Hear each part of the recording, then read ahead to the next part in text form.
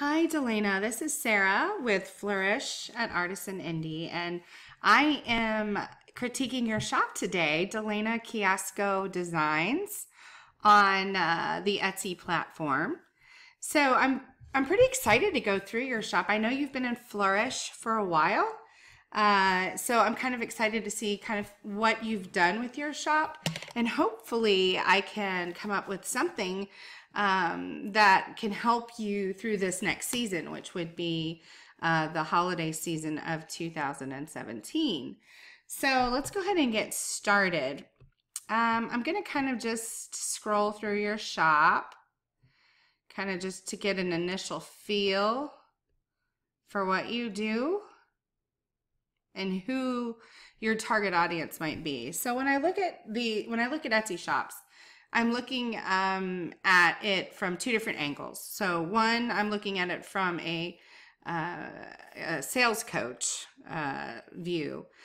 One where I can see areas that you may have some opportunities to increase your sales, increase your stats. And then I'm looking at it from the customer's point of view. And I have to do this mainly so that I can catch things that perhaps I wouldn't have normally seen.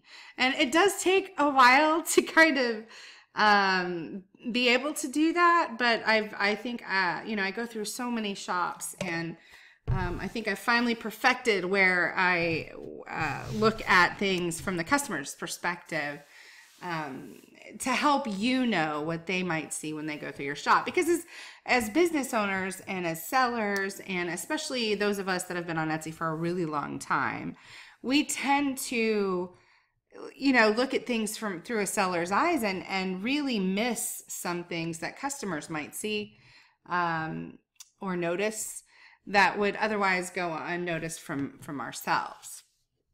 So let's go ahead and get started. I like to talk about branding. Branding is super important, and it's something that I speak about a lot in Flourish because handmade sellers, crafters, craftspeople, artisans, they don't usually come at their Etsy shop. They don't normally come to the table, I guess I should say, as a regular business owner, as a physical store owner would. So I kind of have the way that I teach and the way that I coach and critique is really based on principles that normal business owners that would start their own business out in the real world, there are certain things that they would do to set themselves up for success. And for some reason, e-commerce business owners, they don't necessarily, come to the table with those same things. So usually it goes like something like this, like you make something really cool and you do it for yourself or your family or your friends. And someone says, oh my gosh, you should sell those. And then you hear about Etsy or eBay. And then you say, well, I'm going to go ahead and throw my stuff up there and create a shop. Well, when you do that, you're not really building a business and you're not really setting yourself up for success. So branding is super important. Now, branding is what accentuates your brand. So you're using yourself, Delena Kiosco Designs, as your shop name, as your business name, as your brand, right? So after kind of going through your shop and looking at it, you are obviously a jewelry designer. You personalize jewelry, so you're creating something or designing something from yourself. So I think that's absolutely perfect to call your business your name. Now, I would recommend adding a tagline or a slogan, something that lets people know what is Delena Kiosco Design. So like if I was driving down the highway and I were to look up and see this big, huge, tall road sign that says Delena Kiosco, and sorry if I'm not spelling or pronouncing your name right, Designs with a blue feather, and that was it, right? Like, oh, that's a pretty feather, but it tells me nothing about what you do. And until you get to the point where you're something like Tiffany's or Nike or Coca-Cola, where you don't really have to have any other explanation. I mean, Nike can just have a check mark, right? They're swoosh, right? And people know who they are. But you're not quite there yet, right? And so you need to let people know what they can expect from your business. So putting a tagline, saying something like personalized jewelry for you and life special occasions, or I don't know, come up with something cool and put it into your banner. It looks like you're using, I'm assuming that this background image on your banner is perhaps your tools. It looks like you do hand stamped jewelry. So these are perhaps your, I don't know what they're called, but the things that you stamp your jewelry with. Maybe they're called stamps. That isn't really an appropriate background picture for your banner. So now I very much recommend that you utilize pictures of your stuff, of your space, your workspace, your craft area, your materials, your tools, all that good stuff. Absolutely. But there is a place specifically for that here in an Etsy shop, and that's your About section. So right now what you're doing with the banner and with your logo and with your face is you're really trying to impress the viewer. You're trying to give them that awesome first impression. You're trying to create a feel-good emotion for somebody who's just landed in your shop. So just like as if you had a physical shop, you'd have a nice branding or a sign above your door. You'd hopefully have a nice store front. You'd have perhaps displays or modeled mannequins or something in your windows. You'd have some nice signage outside, maybe have something decorative for the season to welcome people into your store. And then when they walk in, they see your face and you're welcoming them, saying, welcome, I'm Delena, nice to meet you, kind of thing, right? So this might sound cheesy, and I apologize if it does, but this is really uber important as far as making a lasting impression between you and shoppers that are coming into your shop. So I highly recommend that you delete this photo in the background. I love this. I think it's beautiful, and I think you can make that the banner. I do think you should have a tagline of sorts that explains what it is you do.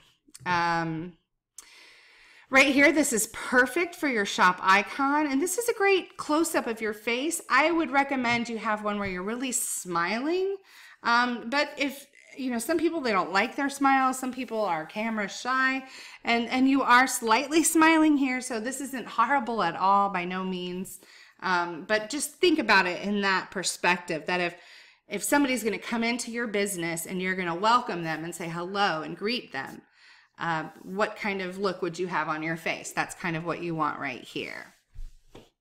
All right, in this section, this is what Etsy considers a tagline. But what you're going to put in this section is targeted keywords that really speak to what you have in your shop. This is very important for Google optimization. And you may say, well, I'm on an Etsy shop. I don't have a website, or this isn't my website. I understand, but you can still, if you Google personalized jewelry or personalized necklaces, you'd be surprised at how many Etsy shops will come up and rank. So when Google looks at an Etsy shop and says, okay, I need to figure out a way to rank these people. Now there's lots and lots and lots of different variables that they take into account.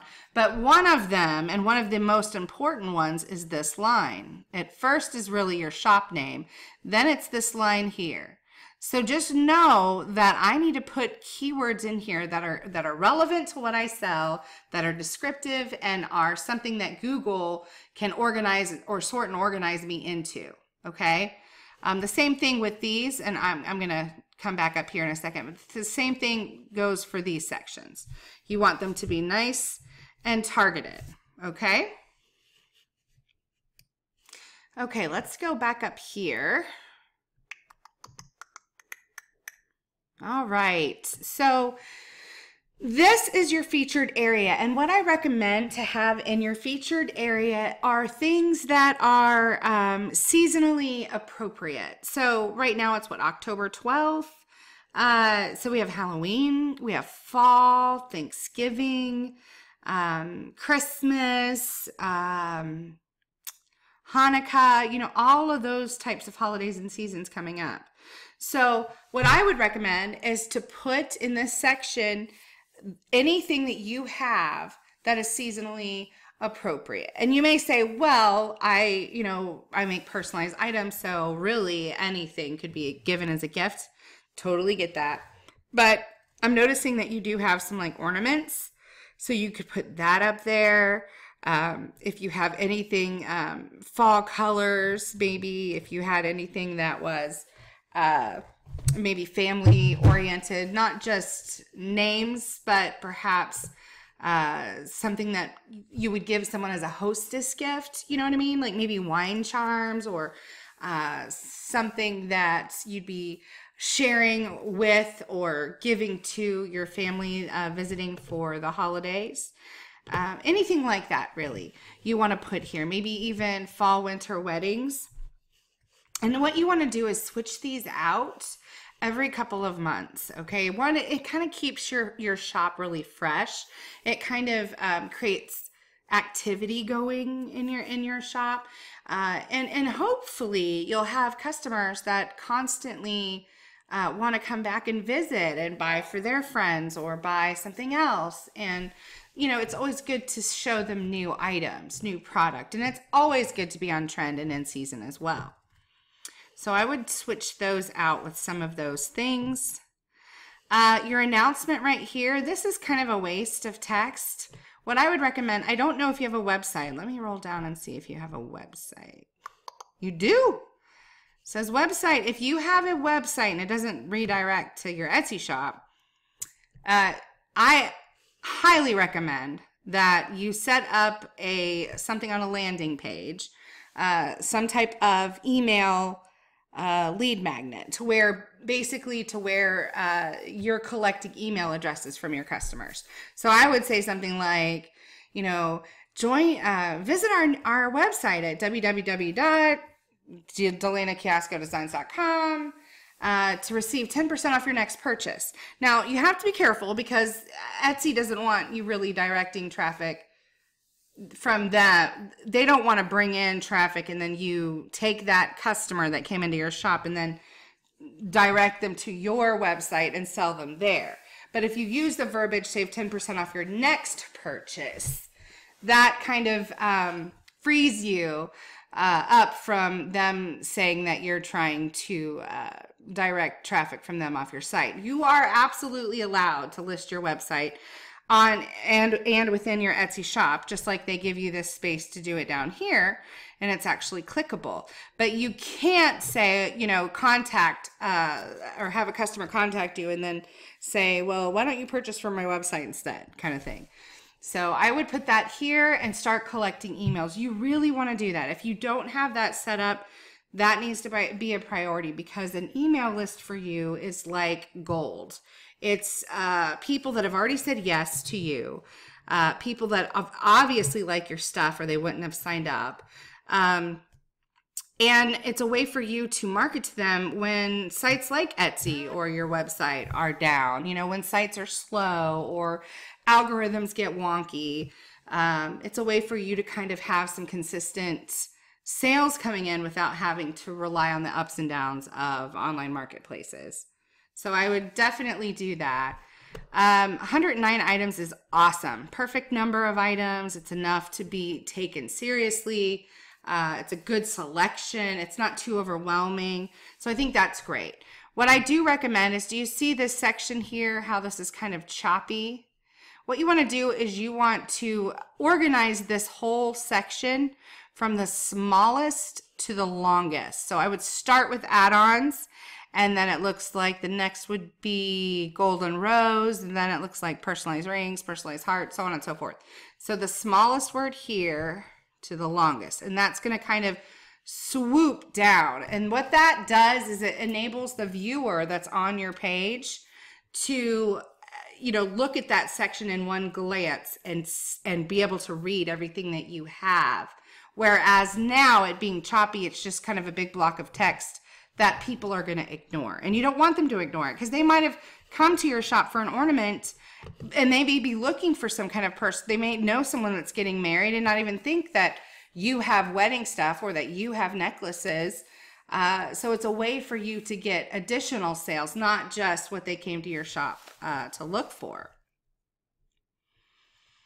Okay, we are going to go down to your About section. Now remember, this is the section where you can really talk about yourself, talk about your business, how you got started, your family, what inspires you, what you're passionate about. This is the good stuff, okay? So here you have these great pictures of your workspace, so that's awesome. This is a product pick. You really don't need to have that in there. This is great. It shows your setup at a craft fair, and this is your tools. So what I would do is I would perhaps take this picture out here, this product picture, put a picture of yourself in here, or you with your family. Maybe even you creating, maybe a picture of you with your hands on the stamp and hammering. You really want to build that connection up, that you're a handmade artisan, that you are doing this in your own space, that you are the one that is actually stamping each and every letter, because that adds value to your product. So now people aren't going to question your prices. And not only that, when they get the item, they're going to actually take care of it better, because it's not something that's mass produced. It's something that was crafted by hand. So important, this section. Good amount of text. Great. Doing great here with your social media. That's awesome. Let's go up to your shop. Let's look at your pricing and your photos. Okay, here we go. So your pricing looks a little funny. For the most part, you're pricing properly. You're using the right increments for most of them, and you're pricing with the 99-cent price point, which I think is good for your shop. Here you've used 95,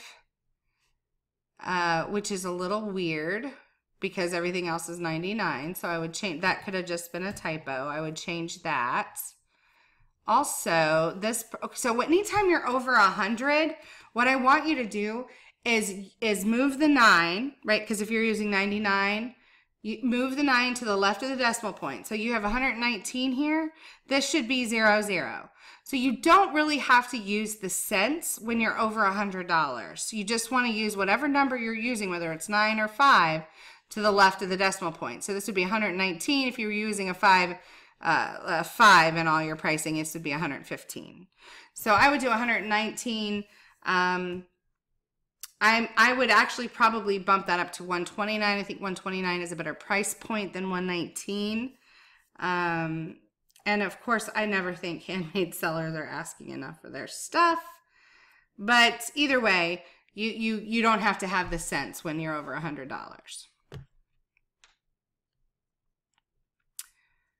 And I did say in one of my, I don't know, a couple years ago, that I thought it was better if you're under 100 and over 100 to stay consistent.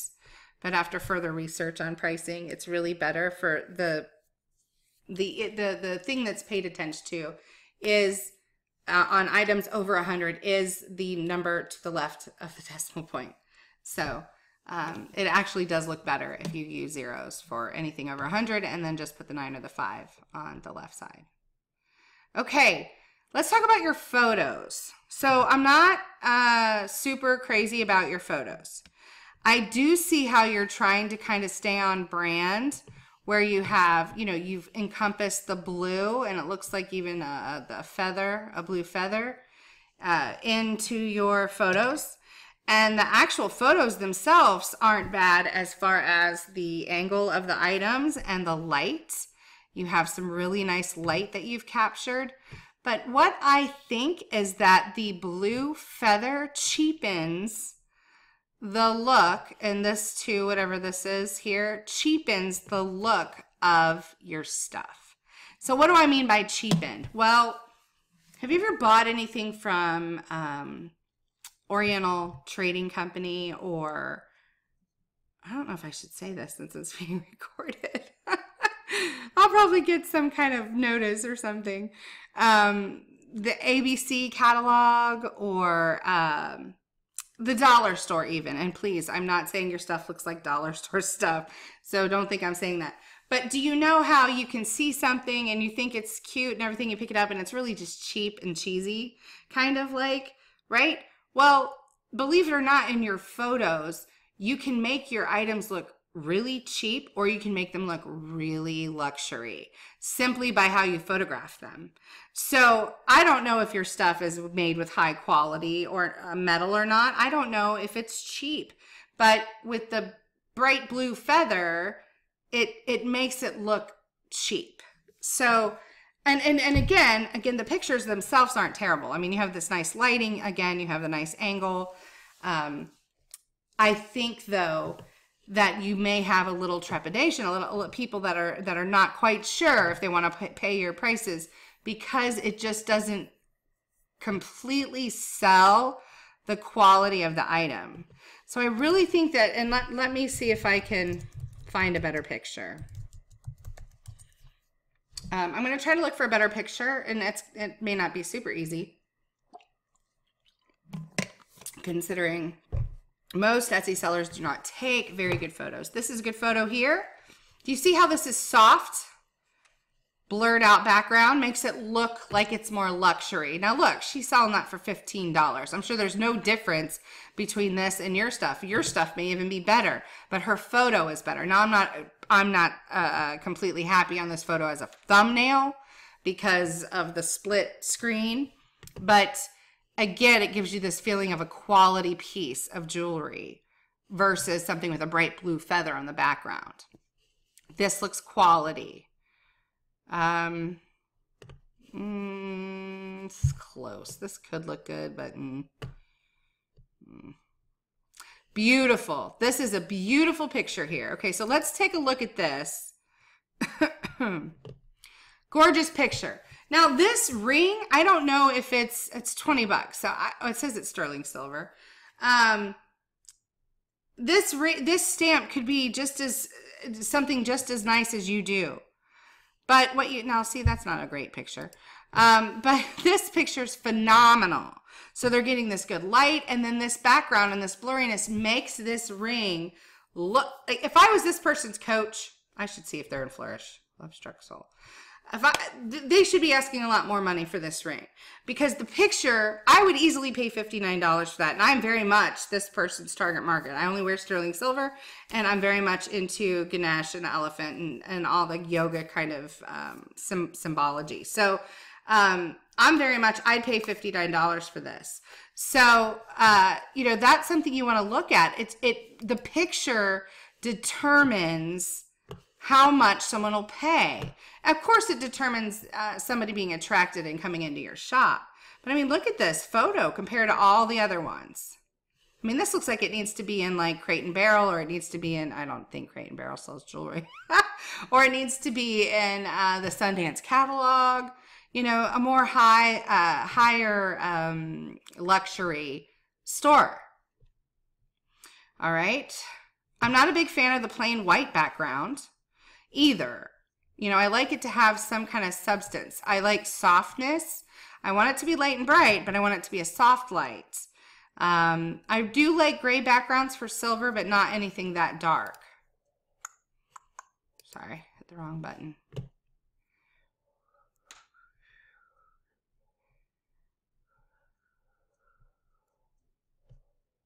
These are nice. I do, and I know a lot of people don't like the earrings hanging off the coffee mug, but I think it's pretty. I think it looks really pretty.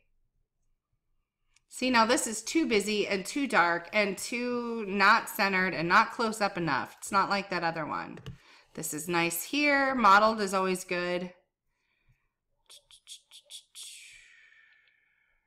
I'd really like to show you. Let's go to Gail's shop. Let's do that. And I don't think Gail does not have stamped jewelry, I don't think. And she's a flourisher. I'm sure you're familiar with her. I love her stuff. So here you have her brand, her logo, and she does pull her branding colors into her pictures, kind of like what I think you were trying to do. But the jewelry piece is the focus on her pictures. So it is very much centered on her pieces, with everything else kind of being blurred out in the background. It's still very soft feeling. It makes her pieces look very like they're a higher quality. Okay, so that's what you want to kind of go for. You don't. I think the issue in your pictures is the bright blue feather. First of all, feathers aren't blue, right? Not. I mean, I guess blue jay feathers can be blue, but like the neon blue feather isn't really real, right? So you think of almost like those feather boas, and I just think there's a disconnect there. I think you need something more soft, more whimsical, perhaps, maybe a little bit more romantic feeling than what you have going on. Sorry, that took forever. Let me get back to your shop. All right. Now, please don't get upset and say, oh my gosh, Sarah says I have to change my photos and now I have to go change 100 and some photos. This is not something that's going to keep you from selling your items. It will be something that once you improve, you will sell more than what you're selling now, and you could possibly raise your prices. So just keep it in mind and slowly start to work on it. I highly recommend you get a few modeled shots thrown in there. I would reach out to Brandy Inman or Zuli McKim or Amanda Radigan within Flourish. They're amazing product photographers, and they can really help you get the right shots for at least your jewelry pieces. Okay, let's look at your SEO. Let's go ahead and we'll look at an ornament. All right, you got Our First Christmas as Mr. and Mrs. Ornament, Couple's First Christmas Ornament, First Married Christmas Wedding Ornament. Okay, so when we talk about SEO for an Etsy shop, we're talking about how you optimize the listing title and tag. So you want the listing title to be filled with keywords that are very relevant to what you sell, but you don't want to just fill them with words that describe the item. You also want to use words, keywords that would describe what it could be used for and or what it could be gifted for. So you have Our First Christmas as Mr. and Mrs. Ornament. So I don't think that is going to be a popularly searched term, but we can see, oh, there it is right there. Our First Christmas as Mr. and, oh boy. Mr. and Mrs. Ornament. It came up. So I am wrong. That's really a very targeted and specific keyword phrase. So I didn't think that was going to come up, but it did. So if it were my listing, I think I would have done an Our First Christmas Ornament. I definitely probably would have said space dash space. So Our First Christmas Ornament, space dash space, personalized ornament.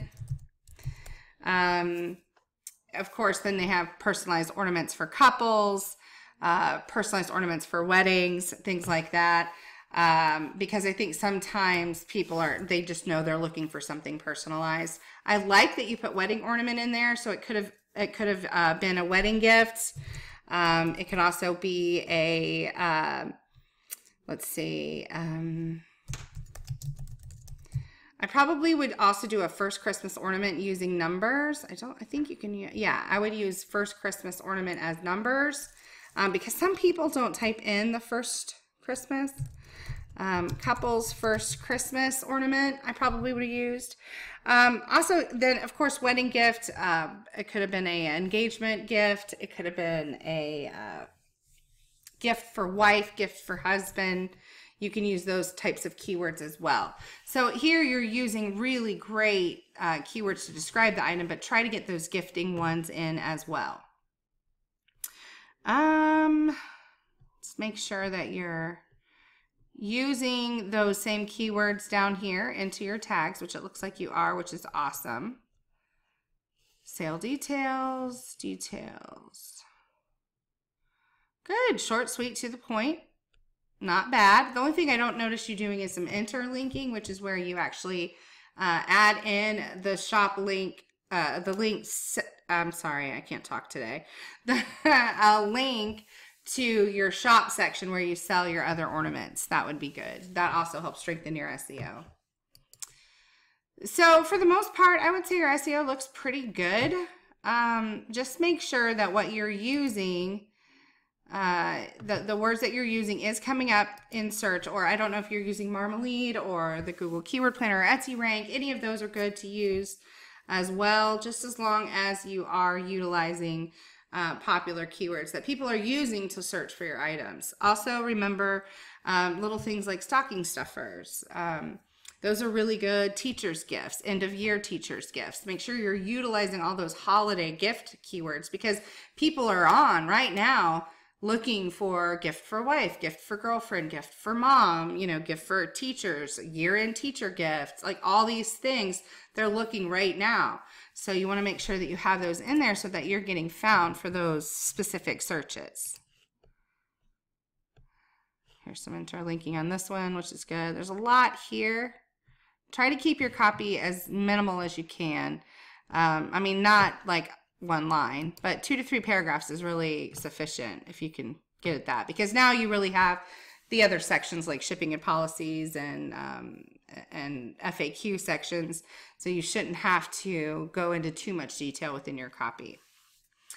All right, so that's really all I have. I really think if you just clean your branding up just a little bit, add in a tagline, adjust, make some little tweaks to your shop here and there, like your category titles and your pricing, add in that photo of you. And really, I really feel that your photos are probably the biggest thing you need to work on. And again, please understand that your photos are not terrible. I'm not at all saying that. I mean, this is beautiful shot, capturing the light well. This is beautiful here. You just really want to ensure that you're getting the right message across. And I think as you grow as a business and as you grow your sales, you're going to want to attract that higher end target market. So thank you so much. I hope that this critique helped. And if you have any questions, please know that you can contact me on Facebook, or of course you can reply to this convo here on Etsy. Thanks so much and have a great day. Bye.